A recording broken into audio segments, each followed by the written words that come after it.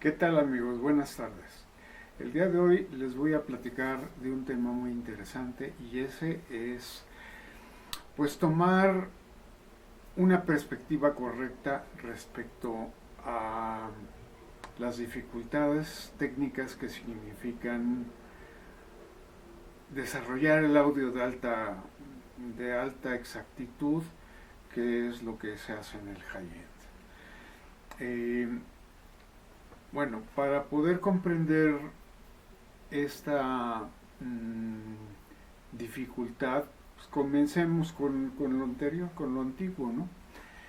En el pasado, digamos hace más de 50 años, 60, 70 años, se podía generar una cierta calidad sonora con bocinas muy grandes, con gabinetes muy grandes y el resultado era razonable, pero pues obviamente se necesitaban casas muy grandes con techos muy altos y todo esto.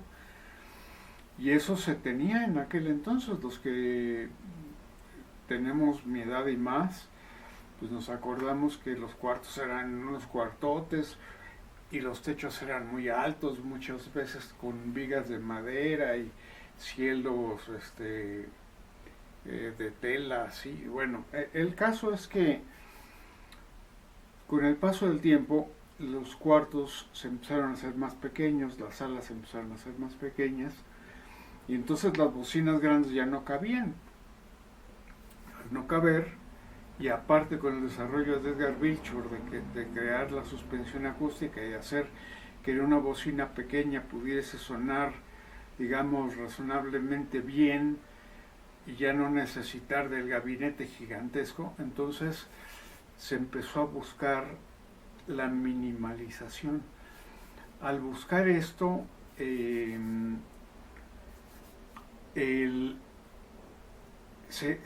empezaron a hacer buffers más chicos, tweeters más pequeños y gabinetes más pequeños. Entonces el problema es que con todo se podían alcanzar ciertos bajos, no se podían alcanzar fácilmente. Entonces se buscó la forma de hacer que las bocinas, aún siendo pequeñas, pudiesen tener una cantidad de bajos razonables. Con esto, pues lo que se necesitó fue forzar a que la bocina hiciera trabajos que no se le daban naturalmente. Entonces, como había que forzar a que la bocina hiciese un trabajo fuera de su margen de control, se crearon las redes de cruce pues más especializadas. Esas redes de cruce más especializadas provocaron pues que la impedancia empezase a ser complicada. Ahora bien, vamos a ver en qué redunda el que tengamos una impedancia complicada. Se ha tomado una determinación pues muy salomónica y dicen, bueno, vamos a hacer un estándar razonable en donde todas las bocinas las califiquemos ahí y a partir de ahí pues casi todas las bocinas deben de cumplir y sonar razonablemente bien. Ese estándar es el hacer las mediciones en 2.83 volts, que equivaldría a algo así como a 1 watt, a 8 ohms y a 1 metro de distancia. Ok. Cuando uno pone una medición a 2.83 volts, que equivaldrían a 1 watt, 8 ohms a 1 metro de distancia, pues la bocina debe de cumplir con un ancho de banda determinado. Normalmente estamos buscando que cubran lo más que se pueda entre 20 Hz y 20.000 Hz. Pues con algunas desviaciones, pero en general que logren eso.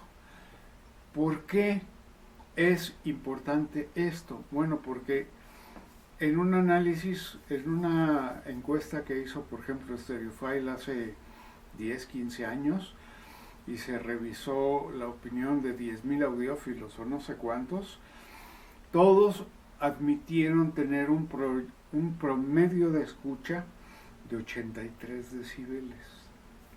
Entonces, cuando ponemos que a 2.83 volts, que es un watt, un metro, 8 ohms, hay bocinas que se les mide la sensibilidad para empezar. Y entonces lo primero es que hay bocinas que tienen sensibilidad muy baja, digamos de 82, 83, 84 decibeles, media baja, que es 88, 89 decibeles, alta, que es de 94 decibeles, y ya verdaderamente alta sensibilidad, que es arriba de 100 decibeles.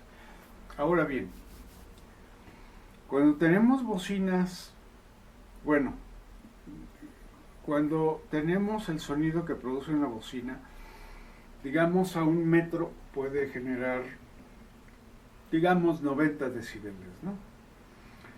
Pero cuando aumentamos la distancia al doble, es decir, en vez de a 1 metro lo medimos a 2 metros, resulta que el nivel de presión sonora cae 3 decibeles.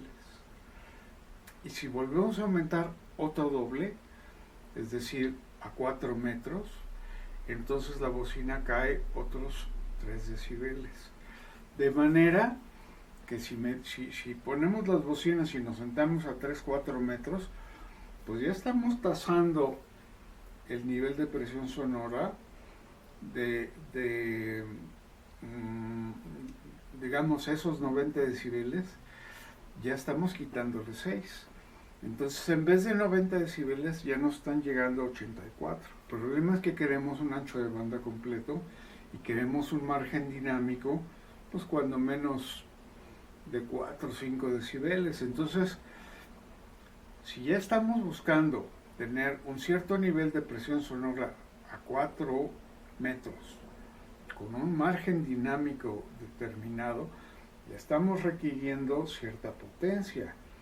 Es decir, tranquilamente estamos necesitando 100 watts, probablemente 200, probablemente más. Entonces, para poder explicar eso, me debo de meter a amplificadores ahora. Okay. Un amplificador tiene varios problemas de arranque. Primero, tiene que mantener un ancho de banda, cuando menos, de 20 Hz a 20 kHz, y midiéndole la distorsión, se ve cuál es su capacidad de potencia con un nivel mínimo de distorsión en ese ancho de banda. Entonces, y también depende mucho si estamos midiendo un canal o estamos midiendo los dos canales al mismo tiempo, y entonces ahí vemos cuántos son los watts que este amplificador es capaz de entregar. Okay.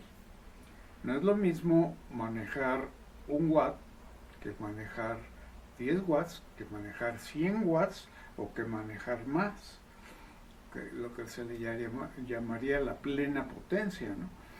Entonces, por lo pronto, cuando manejamos, digamos, 10 watts con 8 ohms, normalmente los amplificadores se miden con una resistencia de 8 ohms, por ejemplo, ¿no?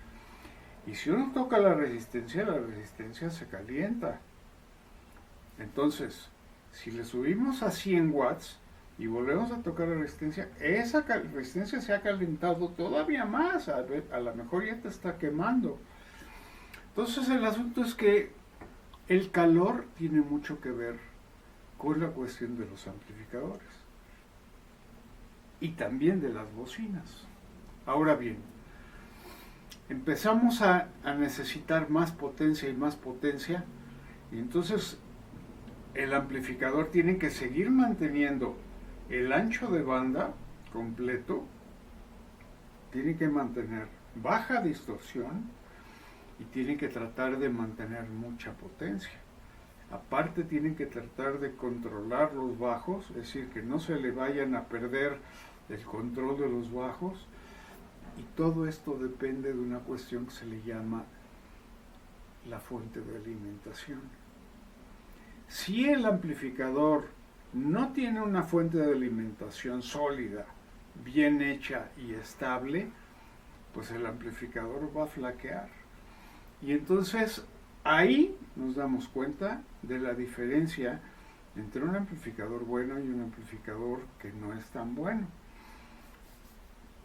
Un buen amplificador tiene un transformador muy grande, y entre más grande es el transformador, mejor va a ser el amplificador, porque si, digamos, la fuente de alimentación que se deriva de el transformador y los capacitores, que son los que mandan la energía a las bocinas en cuanto a aquellas lo demandan debido a los cambios de señal que nos manda la música, los capacitores se pueden vaciar muy rápido, y si se vacían muy rápido tienen que volverse a llenar con la energía del transformador para volver a estar listos para mandarla de nuevo. Entonces,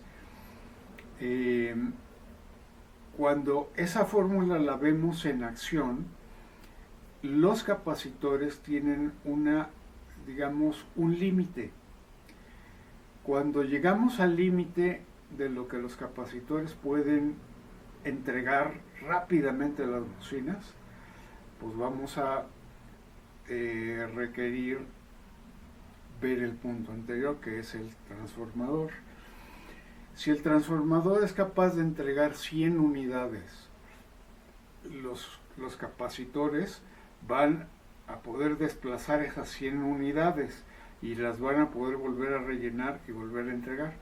Pero si, digamos, para lograr esta fórmula necesito un transformador, digamos, de 100, y con 10 unidades, 10 capacitores logro hacer eso, entonces si yo le pongo, en vez de 10 capacitores, le pongo 100 capacitores, bueno, el problema es que nada más vamos a seguir entregando esas 100 unidades del transformador. Entonces, aunque tengamos 100 capacitores, ok, al tener 100 capacitores se van a llenar, digamos que se van a llenar más lento, pero a la hora de que se vacían y pedirle al transformador que las vuelvan a llenar, los capacitores no van a poder hacer más allá de lo que el transformador les puede entregar. Entonces, si pudiéramos poner en una balanza qué es más importante, los capacitores o el transformador, es más importante el transformador. Si estamos a 4 metros y requerimos un ancho de banda pues de 20 a 20.000 Hz, y con un margen dinámico que se le llama el Dynamic Headroom de 6 decibeles, híjole, pues es un trabajo difícil. Es un trabajo difícil que quiero que ustedes consideren, porque lo toman muy a la ligera y ni siquiera tienen idea si es fácil o si es difícil.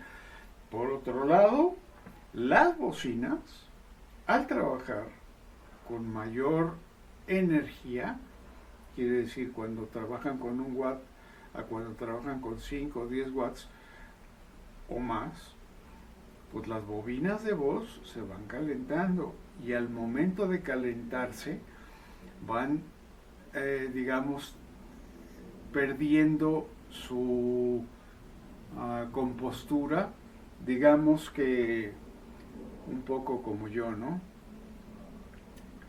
Si, digamos, empiezo muy peinadito a 1 watt, cuando son 10 watts, pues ya la melena medio se pierde, ¿no? Y si son 100 watts, pues ya me desgreño, ¿no?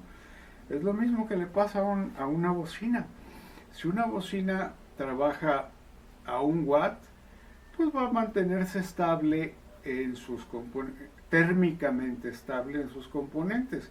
Pero si le empezamos a inyectar calor y calor y calor, es decir, más y más potencia, va a empezarse a desgreñar y va a empezar a perder el control y va a empezar a sonar con deformaciones y va a empezar a tener broncas.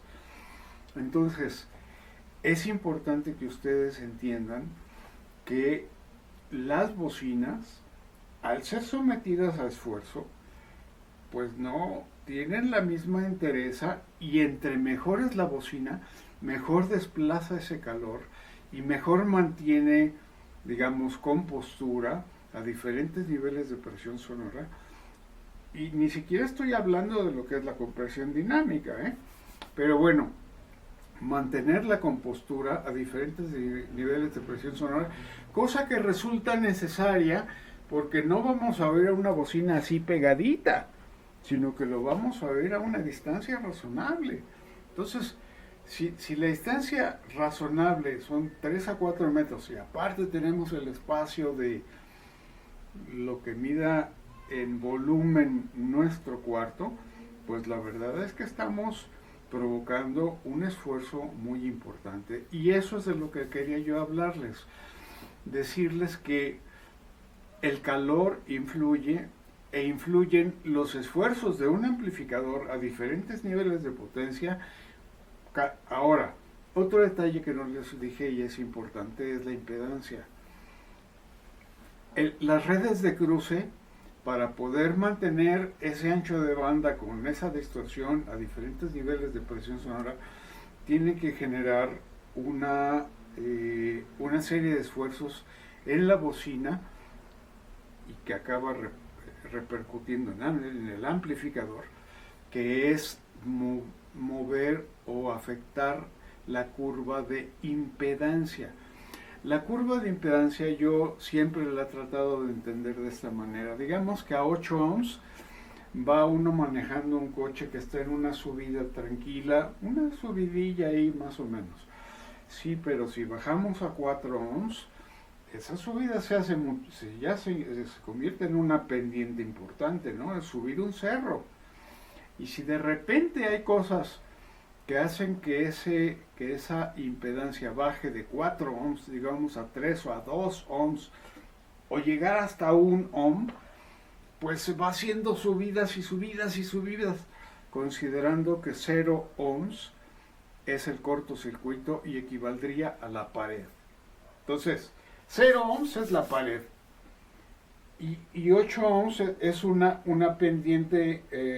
Entonces, tenemos 4 ohms y es una pendiente muy difícil de subir un cerro. Y si tenemos menos, es decir, 2 ohms, 1 ohm, híjole, pues es prácticamente estar subiendo casi contra la pared. Entonces eso es un esfuerzo gigantesco para el amplificador. El amplificador va a estar casi en cortocircuito una buena parte del tiempo. Entonces, si aparte de que va a estar en cortocircuito, le estamos metiendo potencia, híjole, pues eso es un sacrificio durísimo que muchos amplificadores no son capaces de manejar. Y eso, pues mucha gente parece que no lo entiende o no lo toma en cuenta, no lo vislumbra, no lo visualiza. Y eso, pues es un esfuerzo gigantesco. Nosotros lo vemos muy fácil, el subimos y esos tienen que manejar con, ¿cómo se llama? Pues con serenidad, con estabilidad y entender que es un trabajo muy difícil y muy complicado que debemos de respetar, y por eso es que el high-end hace diferencia contra lo que no es high-end, porque tener la entereza de poder conservar ese ancho de banda con esa mínima distorsión a esos diferentes niveles de presión sonora, con esos márgenes de capacidad dinámica a la distancia a la que lo queremos, híjole, pues significa esfuerzo tras esfuerzo, tras esfuerzo, tras esfuerzo, y eso mucha gente lo ha perdido de vista, y era la razón por la cual era el mensaje que el día de hoy les quería mandar. Muchas gracias.